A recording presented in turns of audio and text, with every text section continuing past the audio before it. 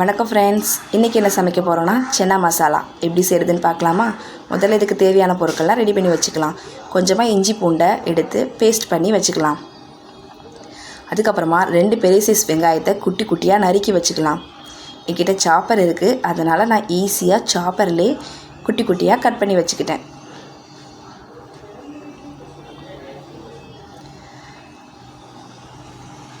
அப்புறமா 3 வரமிளகா, 1 ஸ்பூன் கொத்தமல்லி, அரை ஸ்பூன் சோம்பு, 2 பட்டை துண்டு இதெல்லாம் எடுத்திருக்கேன்.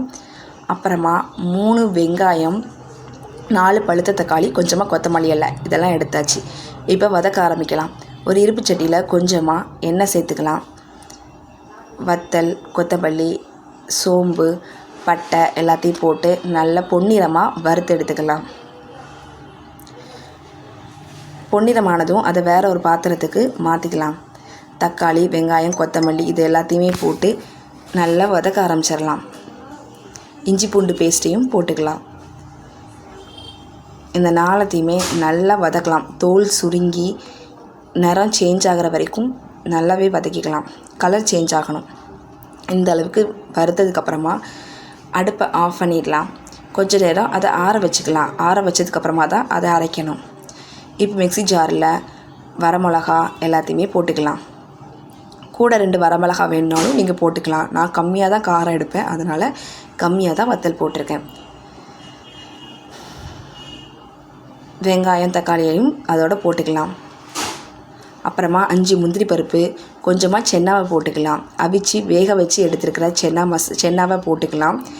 நீங்கள் சென்னாவுக்கு பதிலாக கொஞ்சமாக தேங்காவை கூட நீங்கள் துருவி சேர்த்துக்கலாம். உப்பு இது எல்லாத்தையுமே போட்டு மையாக அரைச்சி எடுத்துக்கலாம். இந்த அளவுக்கு நல்ல மையாக இருக்கணும். அப்போ தான் கிரேவி பார்க்குறதுக்கும் சாப்பிட்றதுக்கும் சூப்பராக இருக்கும்.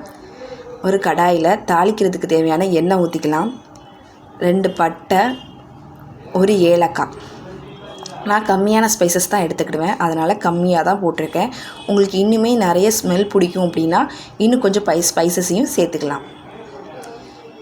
வெட்டி வச்ச வெங்காயத்தையும் போட்டு நல்லாவே வதக்கிடலாம். வெங்காயம் கொஞ்சம் கரிஞ்சதாக வதக்கும்போது நல்ல ஸ்மெல்லும் நல்லாயிருக்கும். கிரேவியோட கலருமே சேஞ்ச் ஆகும். அதனால் கொஞ்சம் கரிச்ச மாதிரி நம்ம வதக்கிக்கலாம். ப்ரௌன் கலரில் வதக்கி எடுத்துக்கலாம் வெங்காயத்தை. அப்போ தான் கிரேவியோட கலரே சூப்பராக இருக்கும்.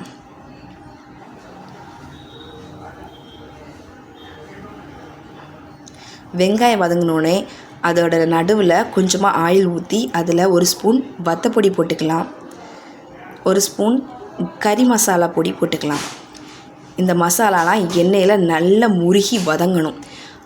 இதுதான் நம்மளோட கிரேவிக்கு கலர் கொடுக்கும். நல்ல ப்ரௌன் கலர் வேணும்னா வத்த பொடியை நல்லாவே வதக்கணும். நல்லா வதங்குற வரைக்கும் வெயிட் பண்ணுங்கள். பாருங்கள், நல்லா வதங்கிடுச்சு. அரைச்சி வச்ச பேஸ்ட்டை இதில் போட்டுக்கலாம். கொஞ்சம் ஜார்லேயும் தண்ணி ஊற்றி அதையும் நல்லா கழுவி இதில் ஊற்றிக்கலாம். கொஞ்சமாக உப்பு சேர்த்து தேவையான அளவு தண்ணி ஊற்றி உப்பு போட்டுக்கலாம். எனக்கு கொஞ்சம் கெட்டியாக தான் வேணும் கிரேவி, அதனால் நான் கொஞ்சமாக தண்ணி சேர்த்துக்கிட்டேன். நீங்கள் உங்களுக்கு தேவையான அளவு தண்ணியை ஊற்றி நல்லா கொதிக்க வைங்க. வேக வச்ச சென்னாவை சேர்த்துக்கலாம். இதுக்கு கருப்பு கொண்டக்கடலை, வெள்ளை கொண்டக்கடலை எது வேணுமோ நீங்கள் எடுத்துக்கலாம். நான் 2 கொண்டக்கடலையுமே சேர்த்து கொஞ்சமாக எடுத்துக்கிட்டேன். பாருங்கள், இப்போ நல்லா கொதிக்க ஆரம்பிச்சிருச்சு. கொஞ்சம் கொஞ்சமாக கலர் சேஞ்ச் ஆகிட்டு வருது பாருங்கள். கொஞ்சமாக பட்டர் எடுத்துக்கிட்டேன். பட்டர் போட்டால் ரொம்பவே சூப்பராக இருக்கும் டேஸ்ட். ஒரு சின்ன பீஸ் பட்டர் வெட்டி போட்டுக்கிட்டேன். 1 ஸ்பூன் நாட்டு சர்க்கரையும் சேர்த்துக்கலாம். இது கிரேவிக்கு இனிப்பு தன்மை கொடுக்கும். இனிப்பு, புளிப்பு, காரம் எல்லாமே சேர்ந்துருக்கும் இந்த கிரேவியில். என்னோடய குழந்தைங்களுக்கு கொஞ்சமாக நாட்டு சக்கரை போட்டு கொடுத்தா ரொம்பவே பிடிக்கும். கிரேவி கொஞ்சம் இனிப்பாக இருந்தால் விரும்பி சாப்பிடுவாங்க. அதனால் கொஞ்சமாக நாட்டு சக்கரை சேர்ப்பேன். வேண்டானா நீங்கள் நாட்டு சக்கரை சேர்க்க வேண்டாம். குழந்தைங்களுக்கு கொடுக்கும்போது கொஞ்சம் லைட்டாக இனிப்பு டேஸ்ட் இருந்ததுன்னா சூப்பராக சாப்பிடுவாங்க. கொஞ்சமாக கொத்தமல்லி இலையை கட் பண்ணதை மேலாக்க தூவிடலாம். ஒரு 5 நிமிஷம் கொதிக்க வச்சுட்டு இறக்கணுன்னா சுவையான சென்னா மசாலா ரெடி. பாருங்கள், கொதிக்க கொதிக்க அதோட கலர் சேஞ்ச் ஆகும். ரெடி ஆயிடுச்சு கிரேவி. இப்போ அடுப்பை ஆஃப் பண்ணிடலாம். புசு புசுன்னு பூரியை பொரிச்சு எடுத்துக்கலாம். பூரி பாருங்கள் எப்படி நல்லா உப்பி வருதுன்னு. இந்த பூரிக்கு நம்ம ரெடி பண்ணி வச்ச சன்னா மசாலா சூப்பர் காம்பினேஷனாக இருக்கும்.